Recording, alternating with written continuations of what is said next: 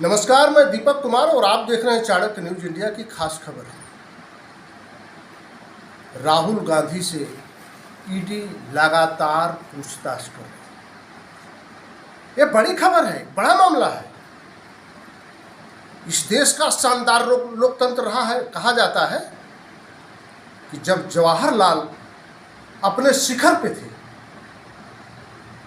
तो एक शंकर नाम के कार्टूनिस्ट ने एक कार्टून बना दिया था, और जब यह बात शंकर के मित्रों को पता चली या अन्य लोगों को पता चली तो लोगों ने कहा कि शंकर की खैर रहे हैं। लेकिन जवाहरलाल ने इसको कहा कि यह हमारे देश का लोकतंत्र है और भारत का लोकतंत्र शंकर की वजह से और मजबूत हुआ है। अपने विपरीत विचारधारा के लोगों का भी उन्होंने सम्मान किया और देश के महत्वपूर्ण पदों पर रखा। यही नहीं, इसका पालन इंदिरा गांधी से लेकर के और नरसिम्हा राव तक यह बात चली, यह सिद्धांत चला। लेकिन आज का जो दौर है वो एक अलग तरह का दौर है। एक सवाल खड़ा करता है कि अगर विपक्ष का नेता महंगाई पे सवाल खड़ा करता है, विपक्ष का नेता सरकार के किसी असफलता पे सवाल खड़ा करता है, तो क्या जो हो रहा है वो होना चाहिए? ये सवाल खड़ा करता है। अब बात करते हैं हम राहुल गांधी की। लगातार ईडी पूछताछ कर रही है। हमारे साथ जुड़े हैं राज्यसभा के पूर्व मेंबर आस मोहम्मद आस जी। आपने नरसिम्हा राव, देवगौड़ा, इंद्र कुमार गुजराल और अटल बिहारी वाजपेयी जी के संबोधन को सुना है, अपनी बात कही है, बड़े शानदार तरीका से रखा है। एक लंबा राजनीतिक अनुभव है और आप बिहार क्षेत्र से आते हैं। कई सवाल लेके मैं आया हूं और इनसे बेबाक बातचीत करूंगा। बहुत बहुत स्वागत है आपका चाणक्य न्यूज इंडिया के खास खबर में। Thank you. राहुल गांधी से जो ईडी पूछताछ कर रही है, मैं सीधे सवाल पे आते हैं। जो पूछताछ कर रही है उस पर जो कांग्रेस जन आंदोलन कर रहे हैं, सड़क पे उतर रहे हैं, कांग्रेस के लोग काफी विरोध कर रहे हैं। क्या आपको ऐसा नहीं लग रहा है कि सरकारी कामकाज में बाधा पहुंचाने का एक प्रयास हो रहा है? देखिए, सीधी बात पर हम भी आते हैं। अटल बिहारी वाजपेयी जी जब बीमार थे जी, कांग्रेस की सरकार थी जी, तो सोनिया गांधी के पहल पे भारत सरकार ने, कांग्रेस की सरकार ने सरकारी पैसा दे करके और अटल जी को अमेरिका में इलाज करवाया था। आज सोनिया जी बीमार हैं और मोदी जी का उस बीमार सोनिया के परिवार के प्रति ये हमदर्दी है कि ईडी से जांच करवा रहे हैं और एक आदमी से, राहुल गांधी से 3-3 दिन तक, मतलब कि उनसे ये जो ईडी के लोग हैं, ये लोग ये सवाल जवाब कर रहे हैं, डिस्टर्ब कर रहे हैं। मैं जानता हूं कि ऐसा क्यों हो रहा है। सीधी बात यह है कि साउथ इंडिया से और मिडल इंडिया से बीजेपी का मामला साफ हो गया है। साउथ इंडिया और बीजेपी से साफ हो गया है। यूपी और बिहार बचा हुआ है, नॉर्थ इंडिया का छोटा सा। इसमें 2024 का भावी प्रधानमंत्री, संभावित प्रधानमंत्री 1 या 2 होंगे, उसमें राहुल गांधी का ज़्यादा चांस बनता है। इतने घटिया मानसिकता के लोग हैं जो भारत की प्रधानमंत्री, जो परिवार, जो आदमी बनने वाला है, उसको एक 3rd डिग्री का इस्तेमाल करते हैं। ईडी के जो इंस्पेक्टर रैंक के लोग हैं वो आकर के और राहुल गांधी से वो सवाल करेंगे कि तुम चोर हो। ये बहुत बहुत गंदा और बहुत घिनौना बात है कि ईडी का एक इंस्पेक्टर रैंक का अफसर, एक छोटा सा अधिकारी रैंक का अफसर भारत के होने वाले प्रधानमंत्री से ये सवाल करे।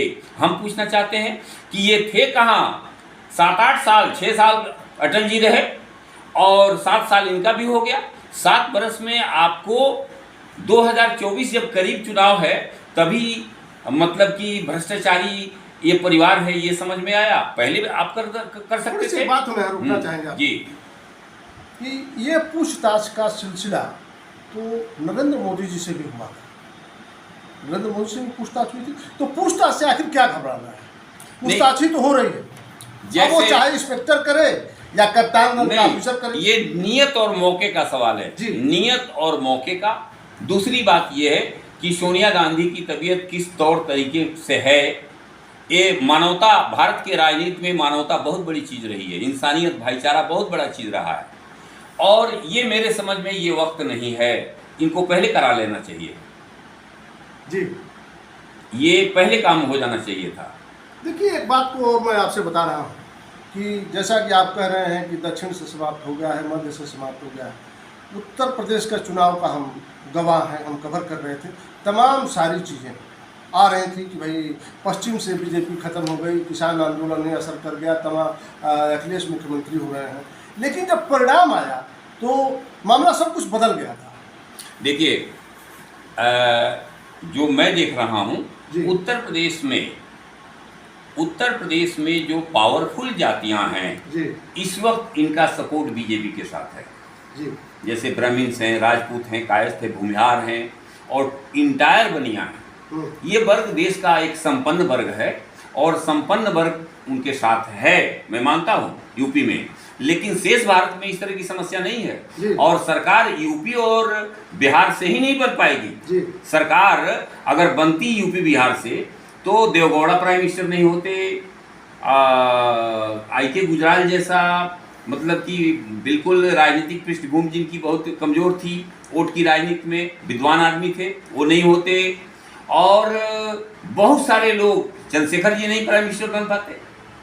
और उसके बाद साहब समझ लीजिएगा कि पूरे भारत से तो अटल जी भी प्रधानमंत्री नहीं बने, और आज भी इनका खुद मोदी जी का दक्षिण भारत में ऐसे ऐसे राज्य हैं जहां इनका कोई माने वजूद ही नहीं है। केरला में कोई वजूद नहीं है, तमिलनाडु में कोई वजूद नहीं है, कर्नाटका में स्मगलिंग की सरकार बनी है, और उसके बाद आइए 3 जो राज्य हैं ये झारखंड से बाहर हैं, छत्तीसगढ़ से बाहर हैं, और उसके बाद से मध्य छत्तीसगढ़ और उड़ीसा से बाहर हैं। ये तीनों आदिवासी राज्य हैं, यहाँ से बाहर हो गए, और आदिवासियों ने इनको मध्य प्रदेश से बाहर कर दिया, राजस्थान से बाहर कर दिया।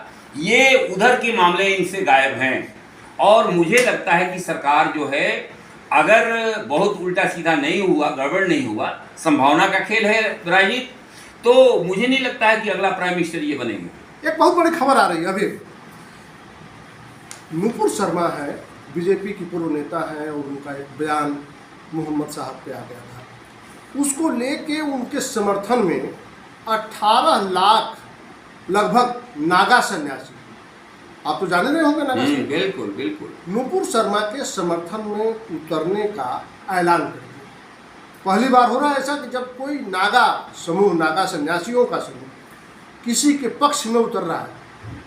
आपको क्या लग रहा है कि देश का माहौल कहाँ जाएगा? अगर वो नागा सन्यासी उनके समर्थन में उतरते हैं तो निश्चित तौर पे एक बार उनका विरोध भी करेगा।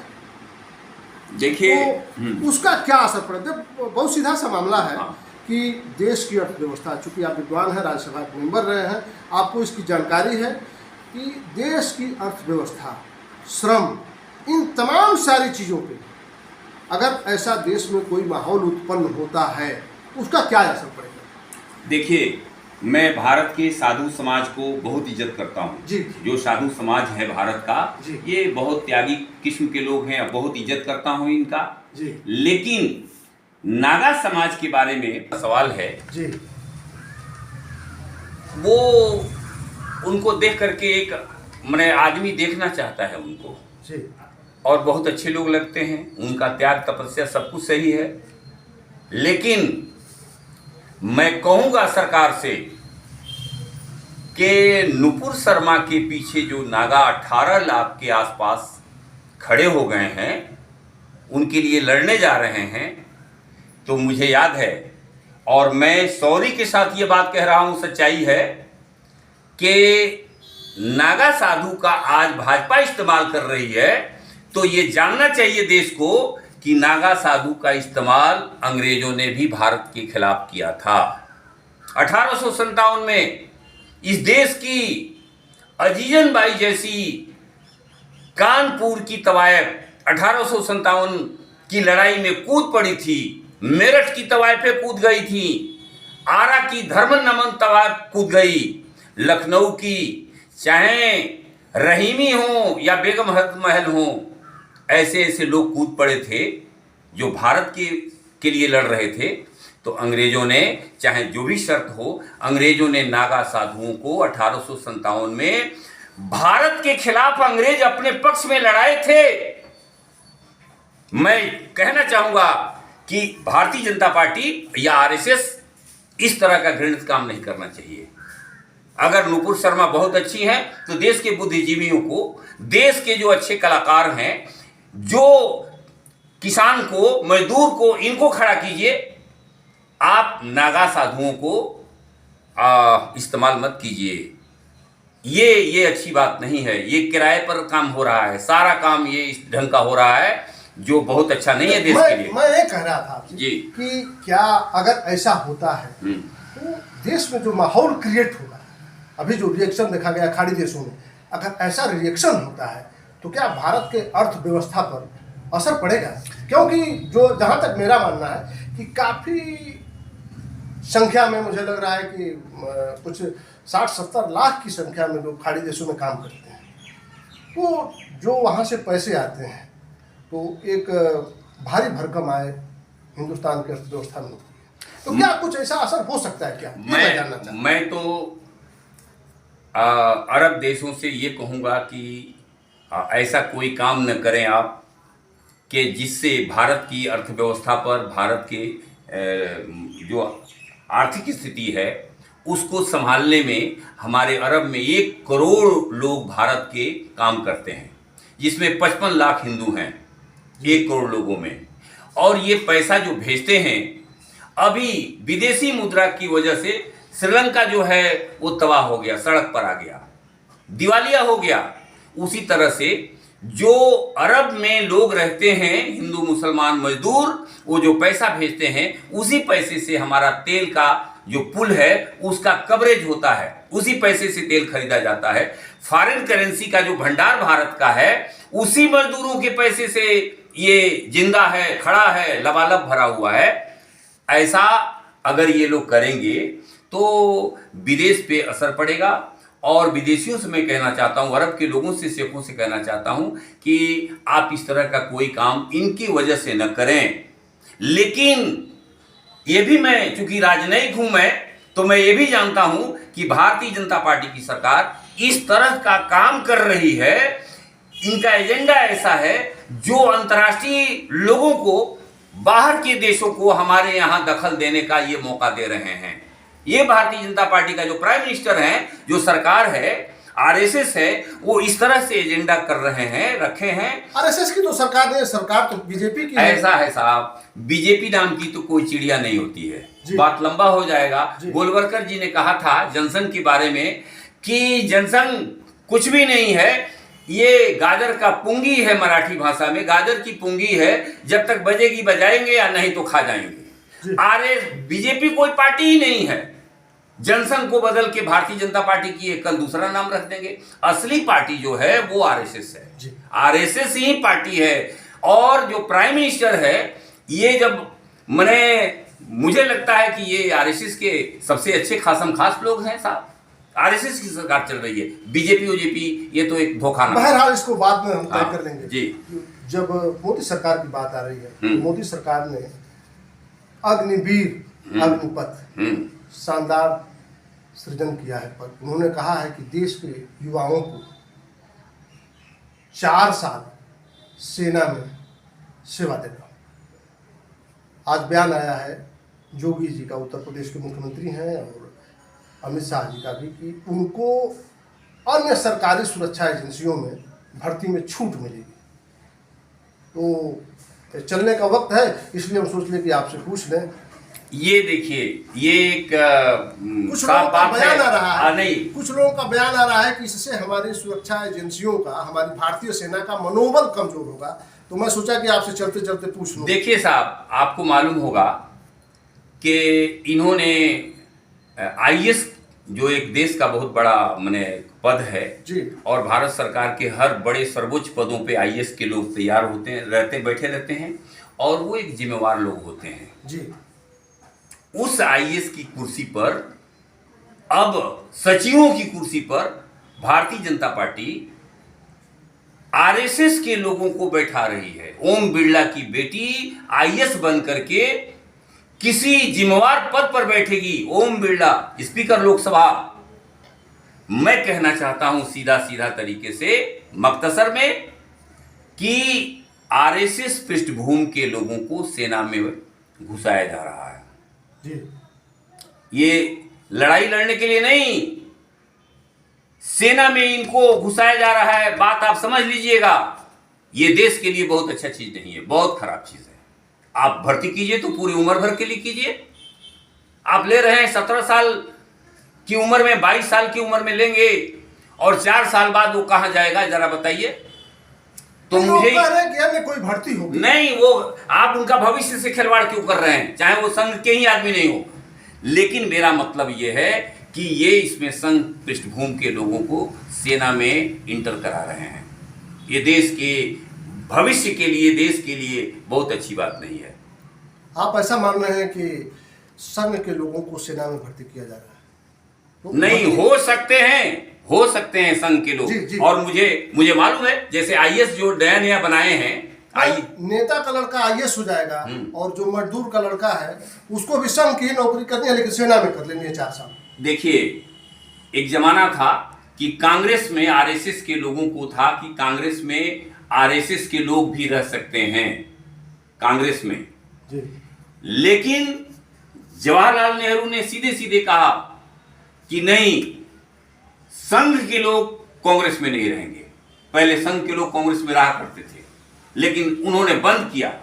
तो संघ के लोग क्या हैं, इस पर मैं जरा टिप्पणी करना चाहता हूं आपके ऑनरेबल मीडिया से।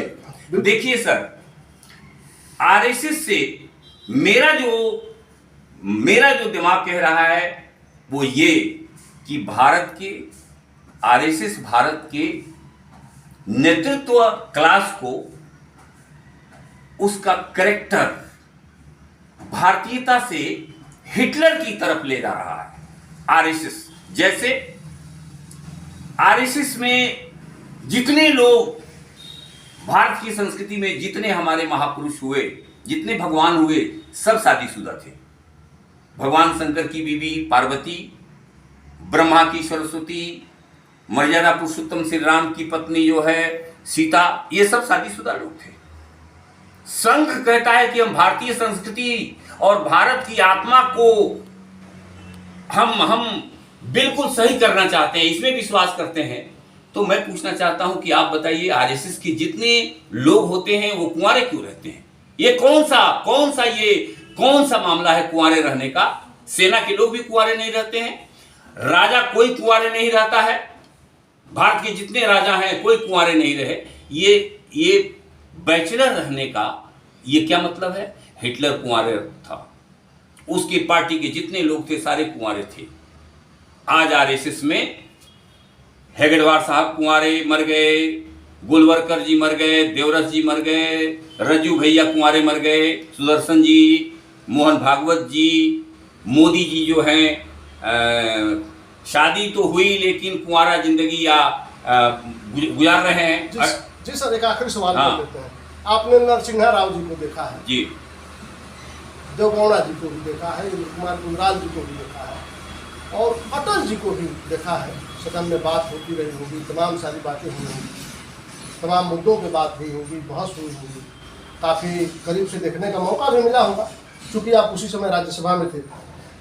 अगर आज के दौर में, मोदी जी के युग में, आप राज्यसभा में रहते और बाहर आके उनके किसी ऐसे बयान पे, किसी ऐसे कानून पे, किसी ऐसे फैसले पे अगर आपको प्रेस कॉन्फ्रेंस करना होता, तो आप जनता को क्या कहते? ये आखिरी सवाल। देखिए, भारत का ये दुर्भाग्य है कि भारत का प्रधानमंत्री, अब तक जितने प्रधानमंत्री हुए उसमें सबसे निरक्षर, हम अमृत काल में हैं, आप बिल्कुल सबसे निरक्षर और जाहिल प्रधानमंत्री माननीय मोदी जी हैं। इनको ये भाषण देते हैं, इसी से समझ जाना चाहिए। हमारा सवाल का जवाब यही है। मोदी जी बिहार जाते हैं तो कहते हैं कि सिकंदर बिहार तक आया था, तक्षशिला बिहार में था। यानी इस आदमी को, मैं खुद महसूस कर रहा हूं, इस आदमी को भाषण भी देना नहीं आता। जो बोल रहा है वो आदमी, वो बिल्कुल लिखा पढ़ा इधर उधर की बातें बोल रहे हैं। ये विद्वान नहीं है। भारत ने बड़े विद्वान प्रधानमंत्री दिया है, बहुत बड़े बड़े विद्वान राजनीति में है। राधाकृष्णन, जवाहरलाल नेहरू, गांधी, ये बहुत अच्छे अच्छे लोग, विद्वान लोग थे। लेकिन इनको तो देश का न राजनीति का पता है, न इतिहास का पता है, न भूगोल का पता है। इस आदमी को कुछ भी पता नहीं है। और इस प्रधानमंत्री से भारत की रक्षा भगवान करे, अल्लाह करे। मैं ये बात कह करके देश के लिए क्या कहना चाहेंगे? देश हमारा बहुत बड़े बड़े लुटेरों को देखा है, बहुत गंदे गंदे लोगों को देखा, अंग्रेजों को जो झेला है, बहुत बहुत बड़ा। लेकिन भारत का अपना एक संस्कृति है और अपना एक हौसला हिम्मत है। अंग्रेजों को गरीब आदमी जूते से मारकर, लाठियों से मार करके यहाँ से भगा दिया। तो मुझे उम्मीद है कि भारत अपनी जगह पे रहेगा। भाजपा को जाना पड़ेगा, आरएसएस को जाना पड़ेगा, नहीं तो अपना नेचर बदलना पड़ेगा। इस देश में बड़े बड़े संत हुए हैं, बड़े बड़े संत हुए हैं। तुलसीदास से बड़ा संत कौन था? कबीरदास से बढ़िया संत कौन था?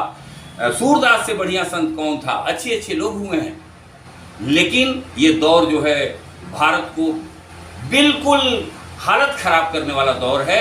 बहुत ही घटिया नेतृत्व भारत को मिला है। इस नेतृत्व से भारत की रक्षा भगवान करे, अल्लाह करे, गॉड करे। Thank you.